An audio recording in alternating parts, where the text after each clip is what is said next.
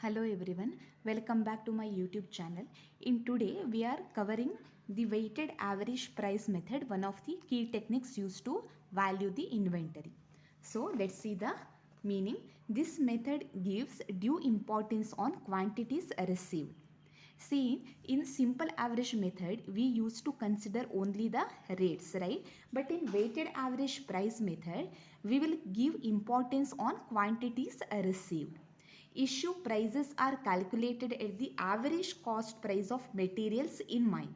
So here weighted average rate is calculated each time a fresh lot is received. If we receive a fresh lot, then only we need to calculate the weighted average rate. So average price that remains the same till the next issue is received. Clear? It means what? Thus the issue prices are derived at the time of receipt only, not at the time of issues. Clear? Weighted average price is calculated by dividing the total cost of materials in stock by the total quantity of materials in stock. So let's see the formula of weighted average price. Total cost of materials divided by total quantity of materials. So let's understand this through one example. See here, for example,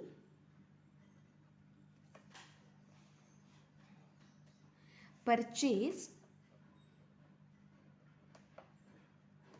100 units at rupees 10, that is equals to rupees 1000, right? And purchased 200 units at rupees 12 equals to rupees 2400. So here total units how much? Total units 200 plus 100 how much? 300. And total cost how much? That is 2400 plus 1000, that is equals to rupees 3400. If we issue if we issue 150 units, at what rate we will issue the materials? Here now we need to calculate the weighted average price. Weighted average price, that is equals to total cost of materials how much? That is rupees 3400. And total quantity of materials how much? 300. Means 3400 divided by 300 equals to 11.33 per unit, equals to rupees 11.33 units. Means 150 units are issued at the rate of rupees 11.33. In simple average method, we used to consider, means we used to take the average of rates, purchase rate, right? But here we will consider the quantities, that is 100 and 200, that is 300 units, and total cost of materials also we will consider here.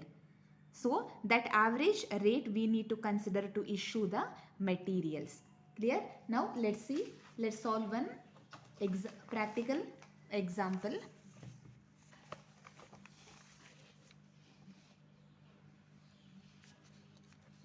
Yes. See here, the following informations took place in respect of a material item.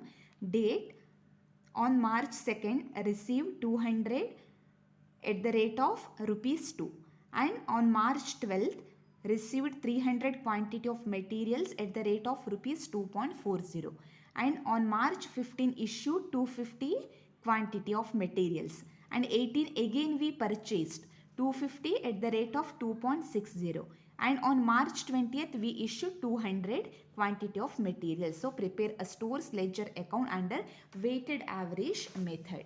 Let's solve the problem. Here stores ledger account weighted average price method. This is the format: receipt, issue, balance. So first write down the date, that is 2025 March 2nd. So received means purchase. Go to the receipt column, write down 200 at the rate of 2.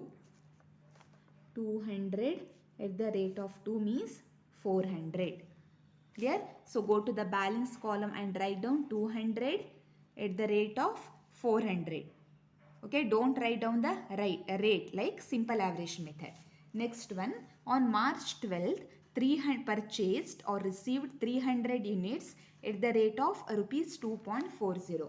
Again, go to the receipt column. On March 12th, 300 units at rupees 2.40. 300 into 2.40. How much? That is 720. 720. Clear?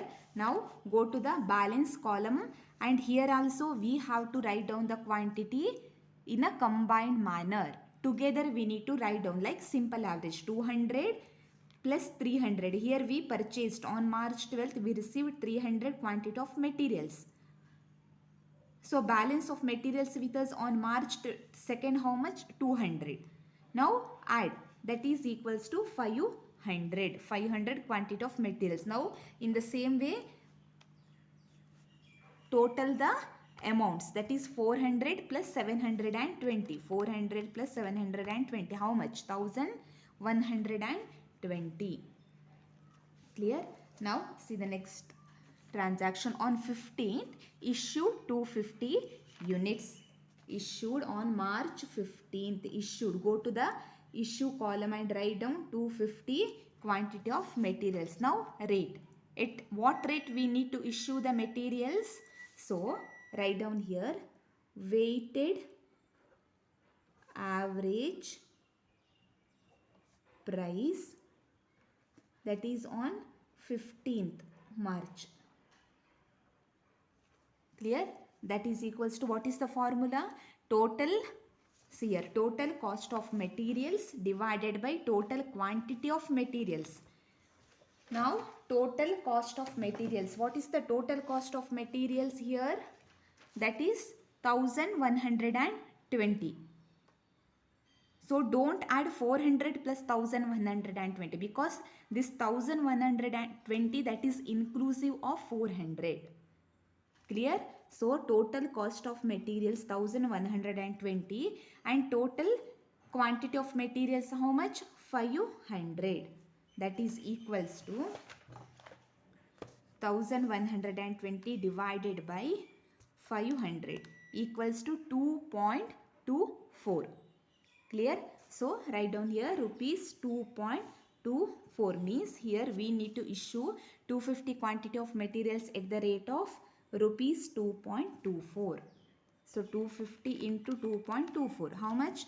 560. 560. Now remaining balance, out of 500 we issue 250. Now remaining balance 250 only. So 1120 minus, because we issued, right, minus 560, that is equals to 560. So till here this is clear, right? Next, on March 18, again you purchased 250 quantity of materials at the rate of 2.60. So write down March 18th, received 250 at the rate of 2.60. 250 into 2.60, how much? 650. So now balance 250 plus 250, how much? 500. And 560 plus 650, 560 plus 650, 1210. 1210. This is our balance.